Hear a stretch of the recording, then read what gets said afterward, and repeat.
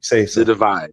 You say Once so. we decide to leave the jurisdiction of the Grand Lodge, it's like picture the Nation of Islam, which they did under Clarence X. We burn all the files, we wipe all the flash drives, and we pop our cyanide pills. This can never be traced back to us. We have to make it we have to make a clean break, because this is strategic, because ultimately it's always about divide and conquer.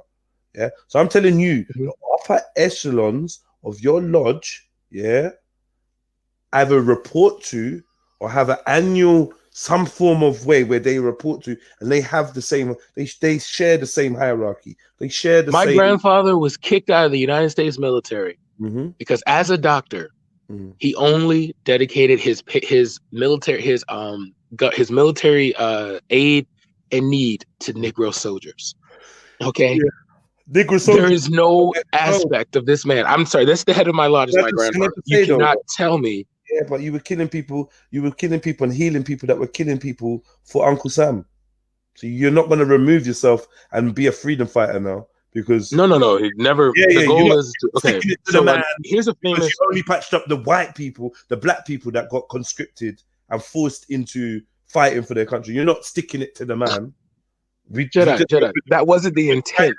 It's just you have to understand. You have to understand something here, okay? In 2002. 2004, right after the Patriot Act was signed, there was a dinner party that my dad went to with me, my dad, my grandfather. Yeah. Okay. There was another event at a school called Coppin where my mother was. Okay. I was playing with a group of kids. This white girl took me by the hand, walked me over around, like saying, "Can this man be my?" Before I made this inappropriate joke. Huh? How old were you before I made this inappropriate joke? I was like 10, maybe. Yeah, I'll leave it. Don't Karen. Okay. But no, she said, "Can this be my husband?" My grandfather yanked me, put me in the car, drove me an hour and a half to Coppin. Coppin State is a black college. He put me in front of him. He said, "No, these women will be your wife. Don't ever bring home something else like that. Okay. Do never, ever bring home something that dilutes your bloodline. Okay. This is the one thing." We already discussed Jedi. This is why I need you. This is where your tunnel vision is hard to communicate with. No, okay? I'm saying though that we've already discussed that the bloodline might not necessarily mean that, like, even your grandfather's interpretation or the version he gave you, don't marry these white women. I hear that, but when we look into the folklore of the very lodge that he dedicated his life to, the founders themselves are said to have been of mixed heritage. That means that there was the only founder that was the only reason why Prince Hall was. That's it. There you go. Okay. And you're but when you history, and that's the Prince Mason. So there's nothing wrong with what I just said. So let's just move on. Jedi. There is, because I've tried to tell you. Okay. Like, for example, all right. If you look at black, do you not see the hypocritical nature of your granddad, the Prince Hall Mason? Yeah. But the name. I'm not related to Prince Hall. Hold on. The name of a mixed race man precedes your Masonic title. You are a Prince Hall Mason, not a Mason of the Prince Hall. Okay, so Jedi, if your son, and the only reason I'm using gang because that's the only thing I know of the organization. I know you probably have many other, but this is the one that's famous to your name. Okay, so let's say your son starts gang, it has his own little version of gang. His version of gang could be separate from yours, where it's like, yo, we're not about this uplifting and guiding the next generation. You know, we're gonna be called gang. Let's call it Raspecs guiding a new generation, and then me jumping on saying fuck respect, but you're like, yeah, but you're still in respect. It doesn't make sense. You know what I'm saying? There we go. See what I'm saying? Like, some people could say Muslim respects guiding a new generation, and then I could jump on and be like, well, I don't rate respect and I don't rate Muslims, but then why would you be in Muslim respects? Like, it doesn't make sense. You're in Prince Hall Masonry, and Prince Hall was a mixed heritage man to talk about don't dilute your bloodstream and that. Clearly isn't to do with race.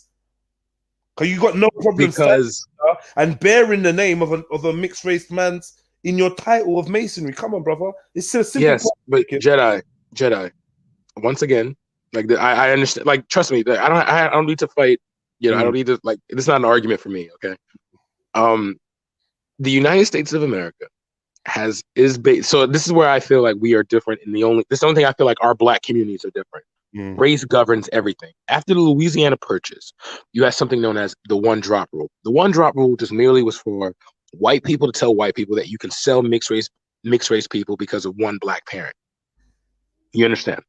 Or excuse me, I'm in the wrong crowd. Do you overstand that white people were able to see? So yes, Prince Hall could have been mixed race, or I would have said he would because he had access to things that usually regular Negroes did not have. So yeah, I would say that comes with being mixed race. That was something you see with African Americans. Your lodge you benefited, yeah. You and your pure black granddad benefited from the privileges of his mixed race forebearer. No, because we didn't become. James Monroe Bradley did not become a Mason until after he was freed and he moved to DC. He moved 86 members of our family to DC. Then 86 members married into other family members and got the rest from Alabama, Mississippi, Tennessee. Came back to DC and then dispersed. When did he become a principal Mason?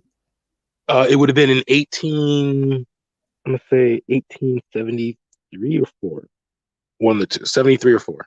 Okay, so from 1873, he joined the order of a mixed race man.